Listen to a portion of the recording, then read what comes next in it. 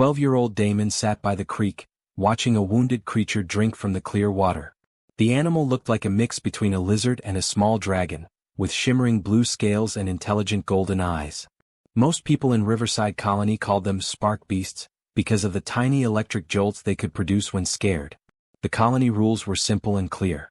Stay away from all alien creatures. Report any sightings immediately. Never, ever try to interact with them. These rules kept everyone safe, or so the adults claimed. But Damon had always been different. While other kids played video games or practiced combat training, he found himself drawn to the strange animals that lived in the forests around their settlement. He could feel their emotions somehow, sense their pain and fear and confusion. This particular spark beast had a deep cut on its front leg, probably from one of the metal traps the security team set up around the colony perimeter. Blood the color of purple ink dripped slowly from the wound. "Hey there, little guy," Damon whispered, slowly reaching into his backpack. He pulled out a small first aid kit he always carried during his walks. "I'm not gonna hurt you." The creature's golden eyes locked onto his. Most animals would have run away or attacked by now, but this one seemed to understand that Damon meant no harm. It even stepped closer, limping on 3 legs. As Damon carefully cleaned the wound, he felt something amazing happen. Images flashed through his mind, not his own thoughts, but the creature's memories. He saw the forest from the animal's perspective, felt its confusion about the strange 2-legged beings who had built their metal buildings in what used to be its home. "You're trying to talk to me, aren't you?" Damon said softly. The spark beast made a sound somewhere between a purr and a chirp. "Damon Mitchell, what in the world are you doing?" The angry voice made both boy and creature jump.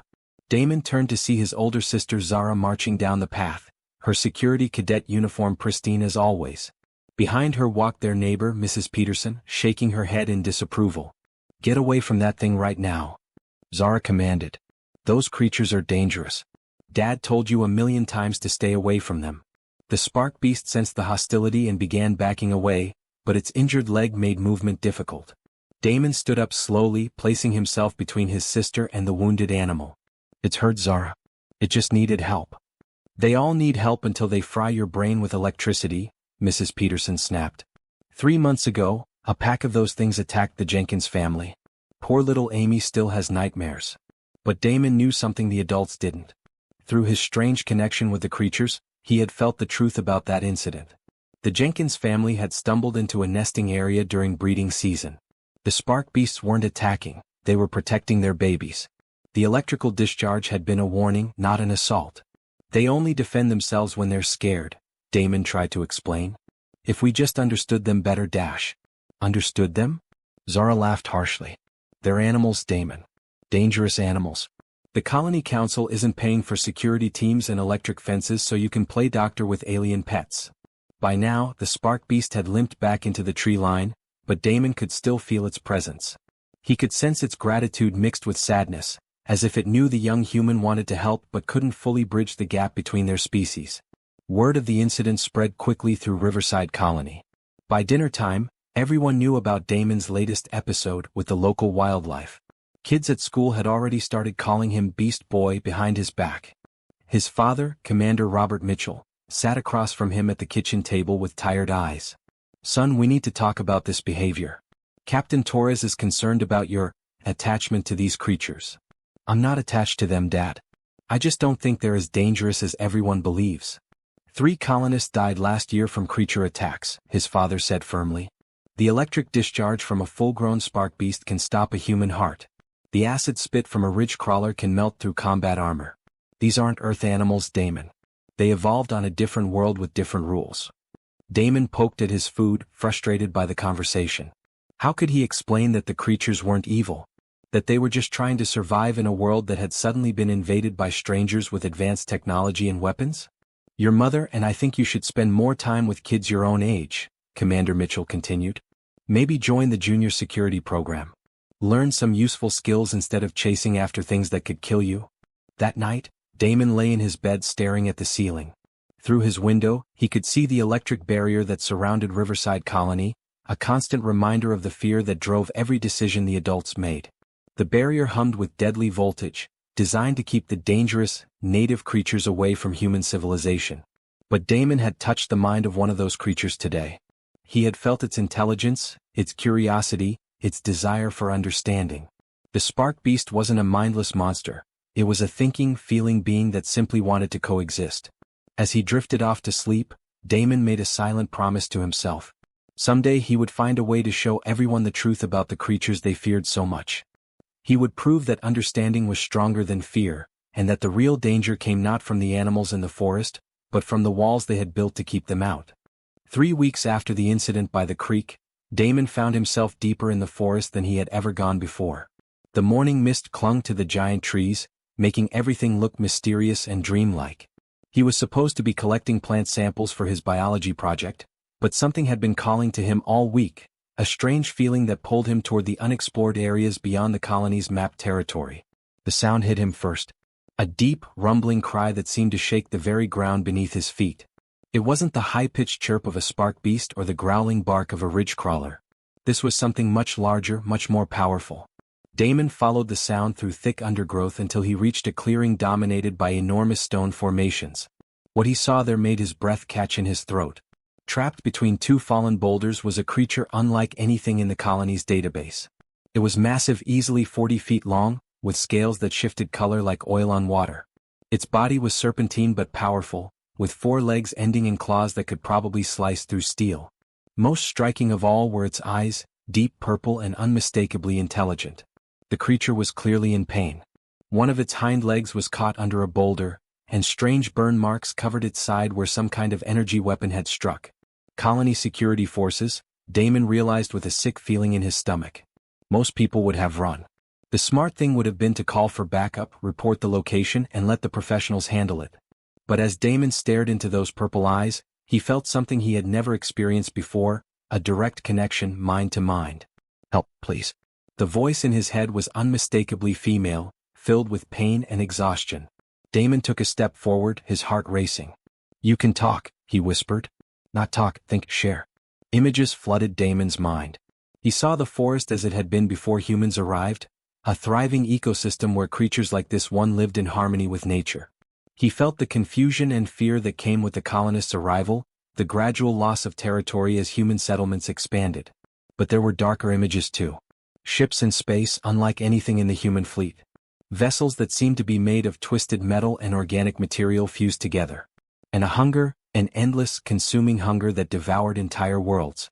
"They come." The devourers felt their scouts. Damon shook his head, trying to process what he was seeing. "I don't understand. What are devourers?" The creature, somehow he knew her name was Luna, shared more memories. Worlds stripped bare of all life. Entire civilizations consumed and converted into raw materials. And always, that terrible hunger driving them forward to the next planet, the next meal.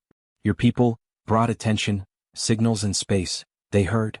Our radio transmissions, Damon realized with growing horror. The devourers tracked our communications. Luna's mental voice grew weaker. "Days, maybe weeks, they come for your world." Damon looked at the massive boulder pinning Luna's leg. He was just a 12-year-old kid. There was no way he could move something that heavy. But he had to try. "I'm going to get you out of here," he said, examining the trap. "There has to be a way." As he worked, Luna continued sharing her memories. He learned that her people had once been the dominant species on this planet, living in great cities hidden in the deep forest. They were ancient, wise, and possessed technology that seemed like magic to human eyes. But they were also peaceful, which made them vulnerable when the first Devourer scouts had arrived generations ago. "We survived, went into hiding, hoped they would forget. But now they're coming back because of us," Damon said, guilt weighing heavy in his chest. Luna's massive head turned toward him. Asterisk, "Not your fault. You are different. I feel it. You bridged the gap." Asterisk. Using a fallen branch as a lever, Damon managed to shift the boulder just enough for Luna to pull her injured leg free. Purple blood, the same color as her eyes, dripped from several wounds. "We need to get you medical attention," Damon said, but Luna was already shaking her head. "Cannot go to your settlement. Your people fear us, would cage or kill. Then I'll bring supplies to you. My dad's a military commander, he has access to advanced medical equipment. Too dangerous, if discovered helping me." But Damon was already forming a plan. "There's an old maintenance shed about 2 miles from here. It's been abandoned since the early days of the colony. You could hide there while you heal." Luna studied him with those ancient purple eyes. Asterisk, "Why help me? Your people and mine are enemies." Asterisk. "Because it's the right thing to do," Damon said simply. And because if what you showed me is true, we're going to need each other. Over the next hour, Damon helped Luna make her way to the abandoned shed. Her injuries were worse than he had initially thought. The energy weapon had left deep burns that would take weeks to heal properly. But her presence in his mind was growing stronger, and with it came knowledge that no human had ever possessed. You have a gift, Luna told him as they reached the hiding place. Few of my people could form such a clear connection with an alien mind. What does that mean? Luna's mental voice carried a note of hope for the first time. It means there might be a way to save both our peoples. But first, you must convince your leaders that we are not the enemy. As Damon helped Luna settle into the shed, covering her with old tarps and equipment, he knew his life had just changed forever. The boy who had been mocked for his kindness to animals now carried the weight of 2 entire species on his shoulders. The devourers were coming. And somehow, a 12-year-old human boy and an injured dragon-like creature would have to find a way to unite 2 peoples who had been enemies since first contact. Time was running out. For 3 days, Damon snuck medical supplies to Luna in the abandoned shed. Each visit revealed more disturbing truths about what was coming for Riverside Colony. Through their mental connection, Luna showed him star charts that made his blood run cold. The Devourer fleet wasn't just approaching, it was massive. How many ships? Damon asked as he changed the bandages on Luna's wounded leg. More than your people have ever seen, Luna replied, her purple eyes dim with exhaustion. They travel in swarms. Each ship births smaller vessels that strip worlds bare in days. Damon's hands shook as he worked. His father commanded barely 200 security personnel and maybe 50 combat vehicles. How could they possibly fight something like that? There is hope, Luna continued, sensing his despair. My people. We survived their first attack centuries ago. We learned their weaknesses. But we are too few now to fight alone. How many of your people are left? Luna was quiet for a long moment. 43 adults. 16 young ones. Less than 60 individuals of an entire species. Damon felt sick thinking about what the Devourers had already taken from this world. That evening, Damon burst through the front door of his family's quarters, his mind racing with everything Luna had shared. His father sat at the kitchen table, reviewing security reports with Captain Torres and 2 other officers. Dad, I need to tell you something really important, Damon said, trying to catch his breath. Commander Mitchell looked up with tired eyes. Son, we're in the middle of a briefing. Can this wait? No, it can't wait. There's something coming, ships from space. Aliens. They're going to attack the colony. The room fell silent. Captain Torres, a stern woman with graying hair, raised an eyebrow. Damon, where exactly did you hear about alien ships? This was the moment Damon had been dreading. He took a deep breath. One of the native creatures told me. The big ones we call dragons, they can communicate telepathically. They're actually intelligent beings and they've been trying to warn us. Commander Mitchell's expression darkened. Damon, we've talked about these fantasies before. They're not fantasies. Damon pulled out his tablet, showing them sketches he had made based on Luna's memories. Look, the ships look like this. They're partly organic, partly mechanical. They consume everything: plants, animals, people. They turn it all into fuel. Captain Torres studied the drawings with professional interest, but her voice remained skeptical. These are very detailed for something you imagined, kid. Where did you really get this information? I told you, from Luna. She's one of the native beings. She's injured and hiding near the old maintenance shed. If you just come with me and meet her, dash. Absolutely not. Commander Mitchell stood up abruptly. Damon, this has gone too far. You're talking about secret meetings with dangerous creatures. You could have been killed. She's not dangerous. She's trying to help us. Captain Torres leaned forward. Even if these creatures could somehow communicate, why would we trust information from them? They've been attacking our people since we arrived. Damon felt frustration building in his chest. Because they're afraid. We took their land without asking. We built our colony right on top of their sacred places. They only attack when they feel threatened. Sacred places? Commander Mitchell shook his head. Son, these are animals. They don't have religions or sacred places. Yes, they do. Luna showed me their cities deep in the forest. They have art and music and stories that go back thousands of years. They're not animals, they're people, just different from us.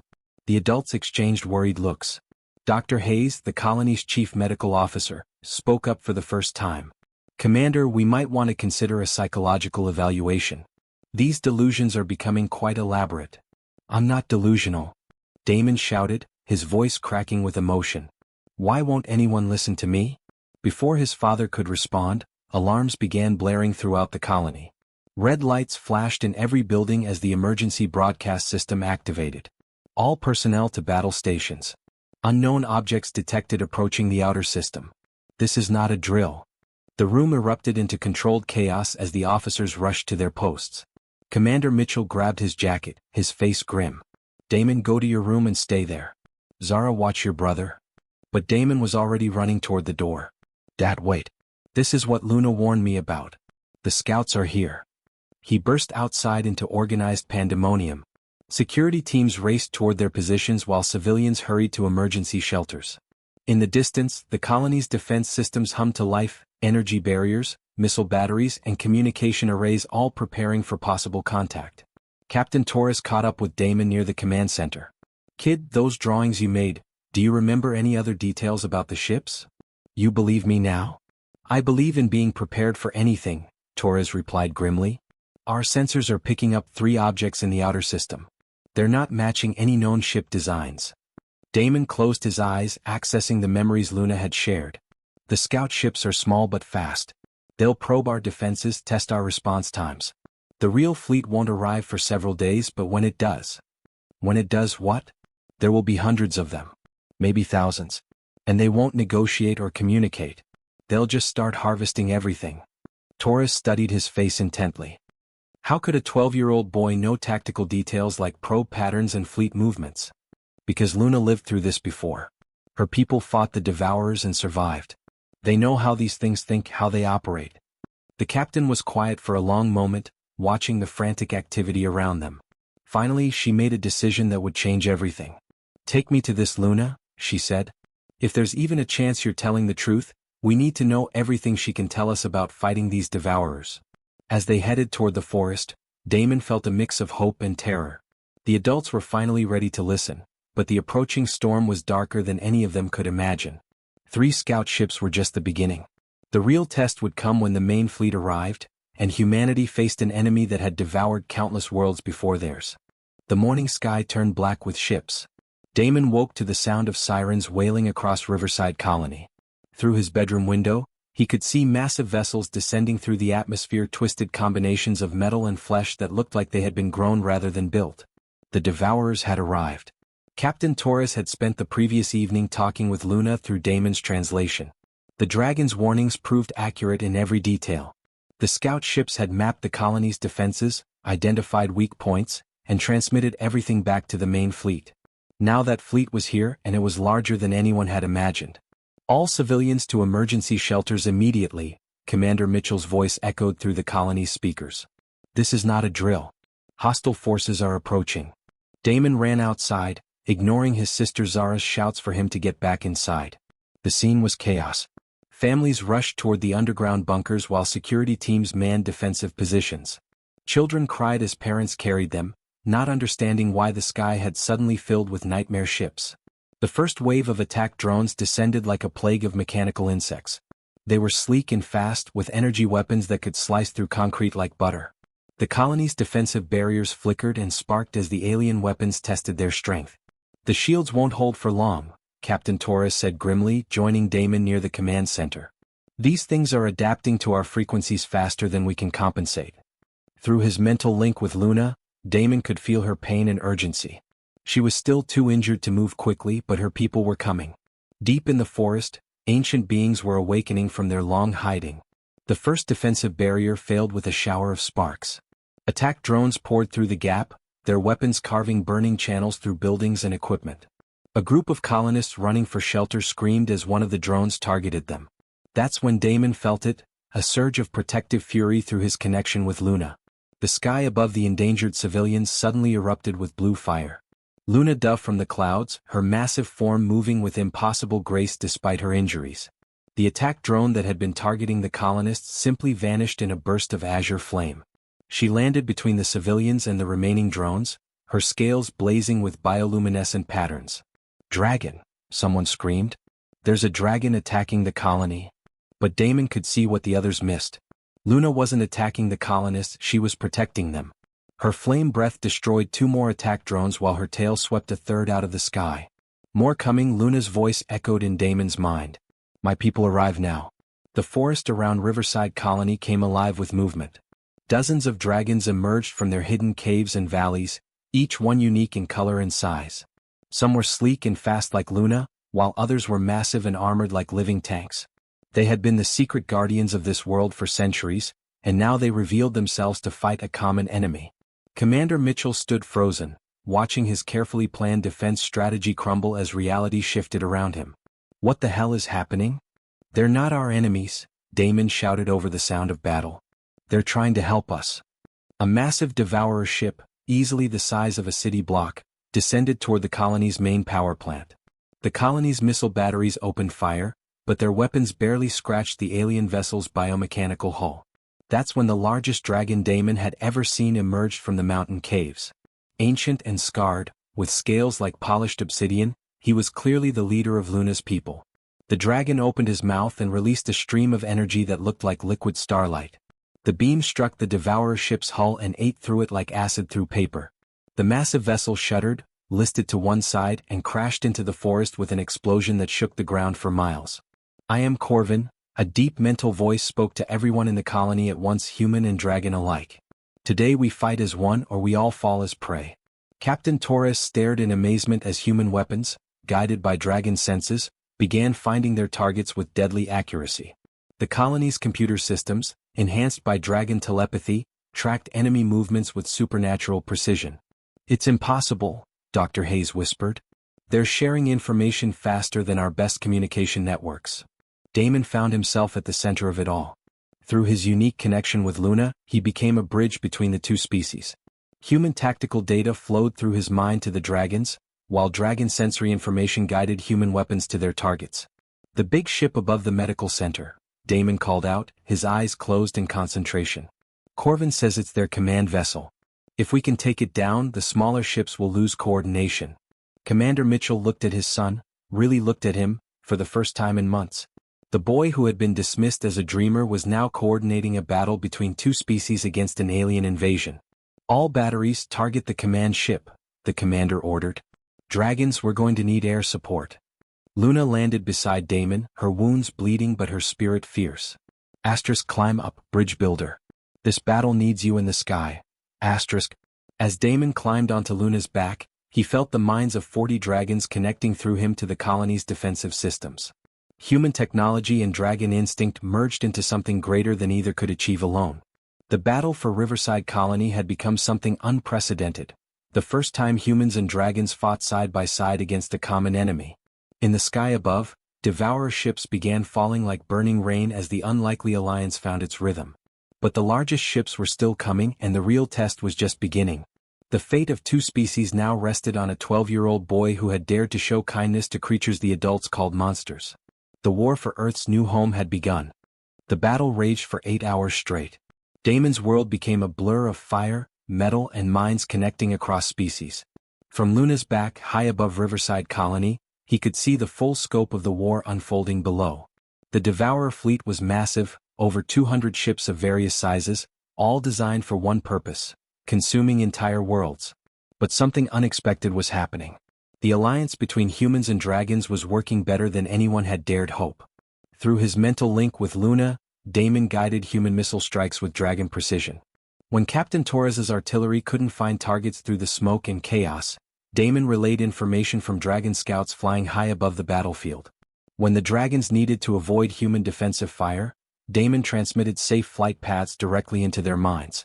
Incoming wave from the east, Damon called through his communicator to the ground forces. 12 attack drones flying low through the canyon. Below him, he watched his father coordinate with Corvin, the ancient dragon leader. Commander Mitchell had overcome his fear and skepticism, working directly with the massive creature to plan defensive strategies. It was strange seeing his military father take tactical advice from a being he'd considered a dangerous animal just hours before.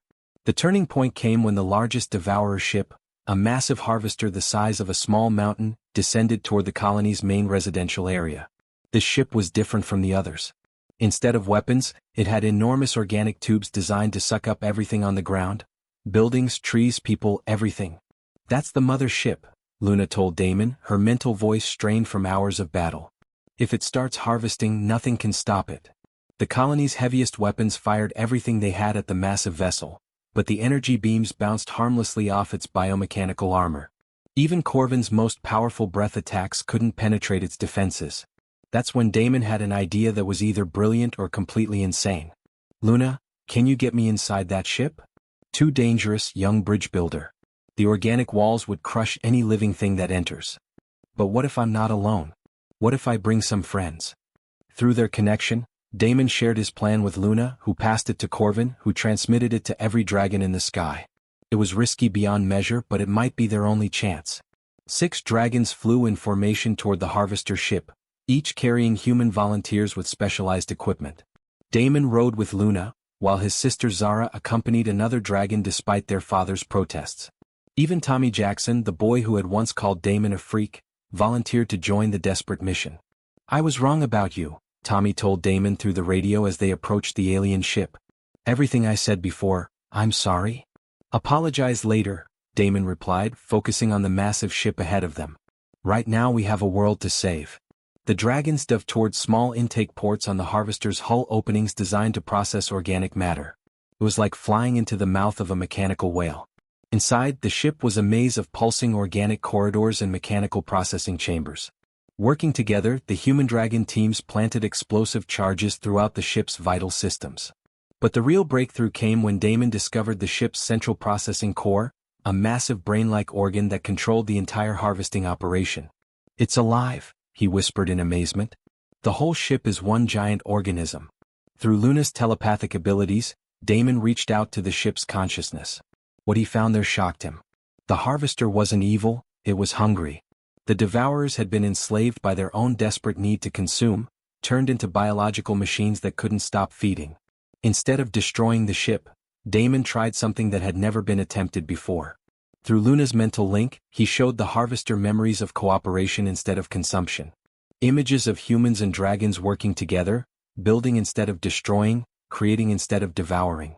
The effect was immediate and dramatic. The harvester ship shuddered to a halt, its organic systems confused by the new information Damon had fed into its consciousness. Other devourer ships began pulling back, receiving conflicting signals from their command vessel. "What did you do?" Zara asked as they made their escape from the dying ship. "I taught it a different way to live," Damon replied, still amazed that his plan had worked. The harvester ship didn't explode, it transformed. Its weapon systems shut down, its processing chambers stopped consuming, and slowly, it began to retreat from the planet's atmosphere. The other devourer ships followed, apparently receiving new instructions from their transformed leader. As the alien fleet disappeared into space, Riverside Colony slowly emerged from its shelters. The scene that greeted them was unlike anything in human history. Humans and dragons worked side by side to repair damage, tend to the wounded, and build something entirely new. Commander Mitchell found his son sitting with Luna near the colony's main square, both exhausted but alive. The same square where just weeks ago, people had mocked Damon for his kindness to dangerous animals. "I owe you an apology, son," his father said quietly. "We all do." 6 months later, Riverside Colony had become New Haven, the first integrated human-dragon settlement in known space. The old barriers were gone, replaced by schools where human children learned alongside young dragons. Hospitals where dragon healers worked with human doctors. Workshops where dragon artisans collaborated with human engineers. Damon, now officially recognized as the colony's first human-dragon communication specialist, walked through the bustling marketplace. Vendors of both species sold their goods side by side. Children of both races played together in the streets. "You changed everything," Luna said, walking beside him with her wounds fully healed. "We changed everything," Damon corrected her. "Sometimes the thing that makes you different is exactly what the world needs." Above them, human spacecraft flew in formation with dragons, patrolling the skies together. The boy who had been laughed at for his kindness to beasts had helped 2 species discover that cooperation was stronger than fear, and that understanding could triumph over the darkest hunger in the universe. The alliance that began with one boy's compassion had grown into something that would protect both their peoples for generations to come.